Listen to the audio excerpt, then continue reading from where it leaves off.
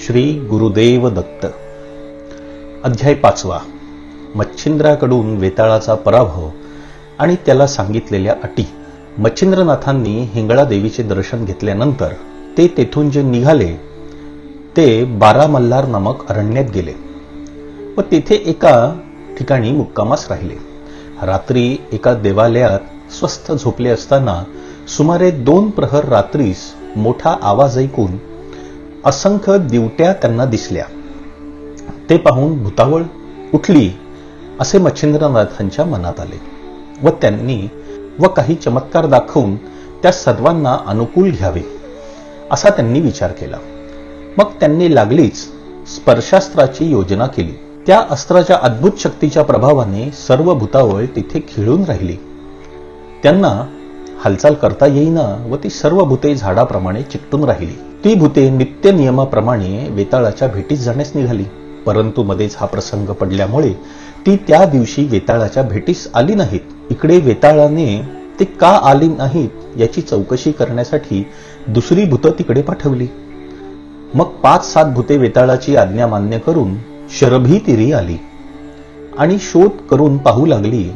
ती त्यांची अशी अवस्था दृष्टीस पडली. मग ती त्यांच्याजवळ जाऊन चौकशी करू लागली. तेव्हा तेथे कोणी एक सिद्ध आला असून त्यांच्या सामर्थ्याचा हा खेळ असल्याचे समजण्यात आले. मग तो सिद्ध कोठे उतरला आहे याचा तपास करीत फिरत असता मच्छिंद्रनाथास वेताळाकडून आलेल्या भूतांनी पाहिले. तेव्हा ह्याचीच अद्भुत करणी असावी असा त्यांच्या मनात संशय आला. मग त्या भूतांनी मच्छिंद्रनाथाजवळ जाऊन त्यांची प्रार्थना केली. स्वामी, ही भूते पतित आहेत, यांची मुक्तता करावी, म्हणजे ती गरीब बिचारी आपापल्या कामकाजात जातील. त्यावेळी ही सर्व भूते खेळली असता तुम्हीच मोकळे कसे राहिलात म्हणून त्यांना विचारले. ही भूतं आज आली नाहीत म्हणून त्यांचा तपास करण्याकरता वेताळाने आम्हाला इकडे पाठविले. तर महाराज, त्यांची सुटका करावी, म्हणजे ही वेताळाकडे पाया पडण्यासाठी जातील. त्यावर मच्छिंद्रनाथ म्हणाले, मी त्यांना कदापि सोडणार नाही. हा माझा निरोप तुम्ही वेताळाला सांगा, म्हणजे तो कितपत प्रबळ आहे हे पाहता येईल. मच्छिंद्रनाथांचा असा अभिप्राय पडल्यानंतर ती भूते लागलीच परत वेताळाकडे गेली आणि त्याच्या पाया पडून म्हणाली, तिकडे एक योगी आला आहे. त्याने शरभी तीरावरती भूते मंत्राच्या जोराने एका जागी खिळवून ठेवली आहे व तुम्हालाही तसेच करून टाकण्याचे त्याने निश्चय केला आहे. हे ऐकताच वेताळाची नखशिखांत आग झाली. त्याने सर्व देशातील भूतावळ आणण्यासाठी जासूद पाठवले. त्याप्रमाणे सर्वांनी येऊन वेताळास नमस्कार केला. त्यांना वेताळाने सारा कच्चा मजकूर कळविला. मग सर्वजण आपापल्या फौजीनिशी शरभी तीरी येऊन दाखल झाले व तेथे भयकारक भूतचेष्टा करून दाखवू लागले. हे मच्छिंद्रनाथांनी पाहून भस्म मंत्रून ठेवले व त्यांचा प्रताप किती आहे हे पाहण्याच्या विचाराने काही वेळ उगाच राहिले. पुढे त्यांनी वज्रस्त्र मंत्र जपून सभोवती एक रेघ ओढली व वज्रशक्ती मस्तकावर धरली. तेणे करून भूतांना जवळ येता येईना. भूतांच्या राजांनी झाडे डोंगर नाथावरती टाकले, परंतु त्याचे काही चालले नाही. त्यांनी आपल्याकडून सर्व शस्त्रे अस्त्रे सोडून इलाज केले, परंतु मच्छिंद्रनाथांपुढे ते सर्व दुर्बल ठरले.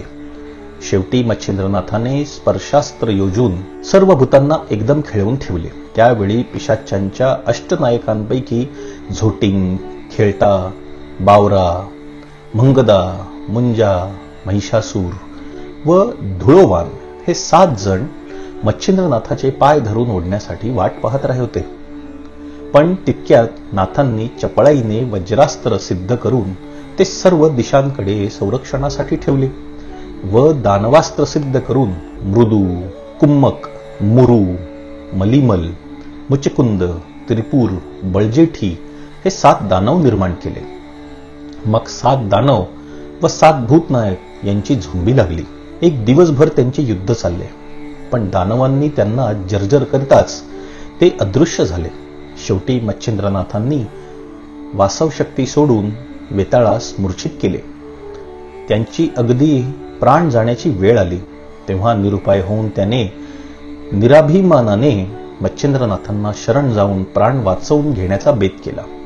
मग वेताळासह सर्व भूतनायकांनी मच्छिंद्रनाथांची प्रार्थना केली की आमच्या मरणाने तुम्हाला कोणता लाभ व्हायचा आहे.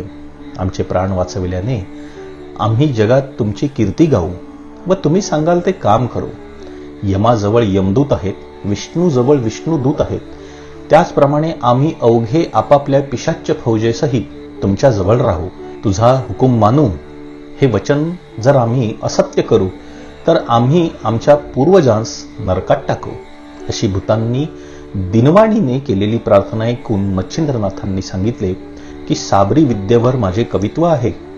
याकरिता जो मंत्र ज्या प्रकरणात असेल त्याप्रमाणे तुम्ही वागून मंत्रावर हुकूम कार्यसिद्ध होण्यासाठी तुम्ही मंत्र जपणाऱ्याला सहाय्य करावे. तसेच मंत्र घोकून पाठ करण्यासहित मंत्र सफल झाला पाहिजे. हे सर्व मच्छिंद्रनाथांचे म्हणणे सर्वांनी संतोषाने कबूल केले. तसेच त्यांचे भक्ष्य कोणते हे सर्व त्यांना सांगून ठेवले आणि मंत्राच्या सिद्धतेची वेळ ग्रहणामधली कायम केली.